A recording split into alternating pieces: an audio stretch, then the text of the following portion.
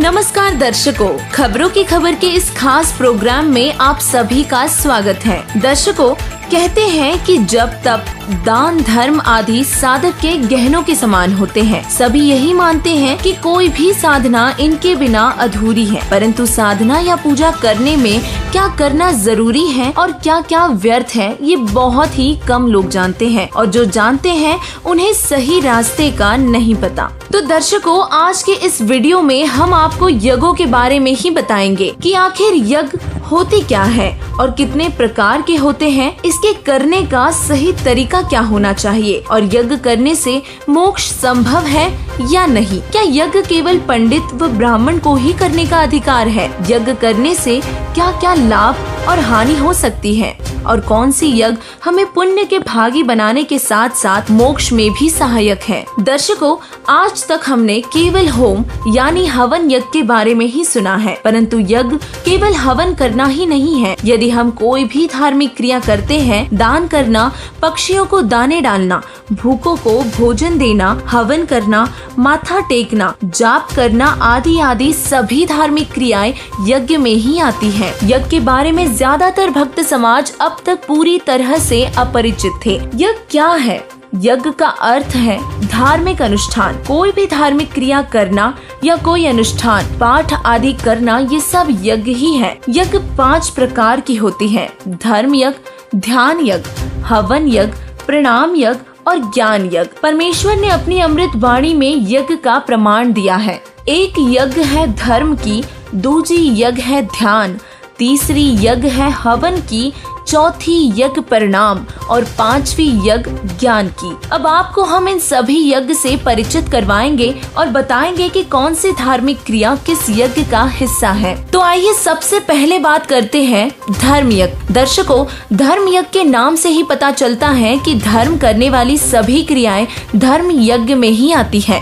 बहुत से लोग मंदिरों में दान करने को ही धर्म यज्ञ या दान में मानते हैं। धर्म यज्ञ कई प्रकार से की जाती है, जैसे पशुओं को खाना खिलाना, पानी पिलाना, पक्षियों, चींटियों को दाना डालना, भूखे व्यक्तियों को भोजन करवाना, कपड़े बांटना और धर्मशाला बनवाना, जमीन, पैसे दान करना और आपत्ति में लोगों की सहायता करना आदि आदि और भी बहुत तरह से धर्म यज्ञ की जाती है। अब बात करते हैं ध्यान यज्ञ की। ध्यान की बात करें तो सभी को लगता है कि एक स्थान पर बैठकर हठ पूर्वक मन को रोकने का प्रयत्न करने को ही ध्यान कहते हैं। जैसे ऋषि लोग परमात्मा प्राप्ति के उद्देश्य से हठ योग के माध्यम से ध्यान लगाया करते थे। वास्तव में ये ध्यान नहीं बल्कि हठ योग द्वारा कठिन तप होता है और तप करने से भगवान नहीं मिलता परंतु सिद्धियां आ जाती है जो भक्ति मार्ग में बाधक है। कुछ लोगों का कहना है कि अपने मन को विचार रहित होने तक हठ योग करना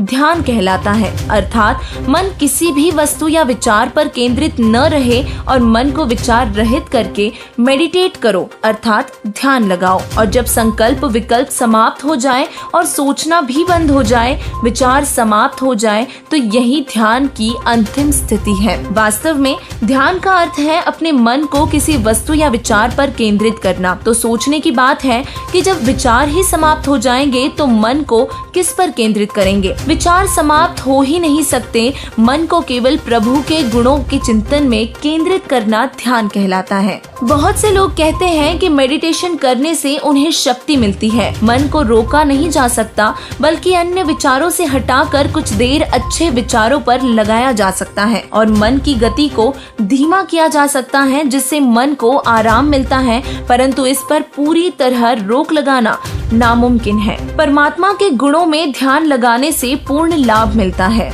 ध्यान यज्ञ के बाद आता है हवन यज्ञ। हवन यज्ञ तो सभी जानते हैं कि गाय या भैंस के घी को अग्नि में प्रज्वलित अर्थात स्वाहा करना हवन यज्ञ कहलाता है। परंतु अब तक हवन यज्ञ करने के लिए ऋषियों द्वारा लकड़ियों में घी प्रज्वलित किया जाता रहा है, जबकि शास्त्रों में ज्योति यज्ञ करने का प्रमाण मिलता है। ऋग्वेद मंडल नंबर 8 सुक्त 46 मंत्र 10 में ज्योति यज्ञ करने को कहा गया है। रुई की बाती बनाकर उसमें घी डालकर जलाने से हवन यज्ञ हो जाता है। लाभ घी प्रज्वलित होने से ही होता है। हवन यज्ञ 2 तरह से होती है। देवी देवताओं के लिए टेढ़ी ज्योति जलाई जाती है और पूर्ण परमात्मा के लिए खड़ी ज्योति जलानी होती है। चौथी यज्ञ प्रणाम यज्ञ है। साधना उसी साधक की सफल मानी जाती है जिसमें आधीनी होती है और प्रणाम यज्ञ करने से आधीनी आती है। अहंकारी व्यक्ति परमात्मा प्राप्ति नहीं कर सकता। जैसे रावण ने इतनी कठिन भक्ति भी की और उसमें अहंकार भी बहुत था, जिस कारण से उसकी भक्ति सफल नहीं हो पाई और राक्षस कहलाया। श्रीमद् भगवत गीता जी के अध्याय 4 श्लोक 34 में तत्वदर्शी संत से तत्व ज्ञान प्राप्ति के लिए उसे दंडवत प्रणाम करने को कहा गया है। और गीता अध्याय 18 श्लोक 65 में ब्रह्म कहता है कि मुझे प्रणाम कर मेरा भक्त बन, ऐसा करने से तू मुझे ही प्राप्त होगा। इससे स्पष्ट होता है कि ब्रह्म तक की भक्ति करने वाले केवल करबद्ध होकर नमस्कार करते हैं और पूर्ण परमात्मा की भक्ति करने के लिए अष्ट अंग से दंडवत प्रणाम करना होता है। ये प्रणाम यज्ञ है। अब बात करते हैं 5वीं यज्ञ ज्ञान यज्ञ की। ज्ञान यज्ञ का अर्थ है ज्ञान ग्रहण करना। सदग्रंथों का अध्ययन और तत्व ज्ञान सुनना ज्ञान यज्ञ कहलाता है। गीता जी के अध्याय 4 श्लोक 33 में भी ज्ञान यज्ञ को सबसे श्रेष्ठ बताया गया है। श्रेयान् द्रव्यमयाद्यज्ञात् ज्ञानयज्ञः परन्तप सर्वं कर्माखिलं पार्थ ज्ञाने परिसमाप्यते। ज्ञान ग्रहण करने से सही और गलत का पता चलता है, जिससे साधक सही भक्ति मार्ग चुनकर अपना मोक्ष करवा सकता है। ये तो बात हुई यज्ञ क्या है और कितने प्रकार के होते हैं। अब आपको बताते हैं कि यज्ञ किस प्रकार किए जाने से लाभ होता है। दर्शकों, हर धर्म के धर्मी व्यक्ति यज्ञ करते हुए दिखाई देते हैं, परंतु गुरु बिन यज्ञ करना और तत्वदर्शी संत की शरण में आने के बाद सदगुरु के आदेश से यज्ञ करना, दोनों में भिन्नता है। कोई भी धार्मिक क्रिया करने से उसका फल जरूर मिलता है, परंतु सदगुरु के बिना की गई यज्ञ का कोई फायदा नहीं। आप दान करते हैं, भक्ति करते हैं, पाठ रखवाते हैं, बहुत अच्छी बात है, लेकिन सदगुरु के बिना की हुई कोई भी धार्मिक क्रिया सफल नहीं होती। कहा जाता है कि दान करने से धन प्राप्ति होती है। जो इस जन्म में दान करेगा तो अगले जन्म में उसे कई गुना फल मिलेगा। यदि कोई सदगुरु के बिना दान करता है तो अगले जन्म में उसे सब सुविधाएं मिलेगी, परंतु ये सभी सुविधाएं उसे पशु योनि में मिलेगी। जैसे हम देखते हैं, बहुत से कुत्ते जो अमीर लोगों के घर में होते हैं, उन्हें हर तरह की सुविधाएं प्राप्त होती हैं। उन प्राणियों ने पिछले जन्म में खूब दान किया होता है जो इस जन्म में भुगत रहे हैं, लेकिन इससे उनका मोक्ष नहीं हो पाया और मनुष्य जन्म भी गया। तो वहीं दूसरी ओर जो साधक सदगुरु की शरण में आकर दान धर्म करता है, तो यदि इस जन्म में उसका मोक्ष नहीं हुआ तो अगले जन्म में उसे ये सारी सुविधाएं भी मिलेगी और मनुष्य जन्म में मिलेगी।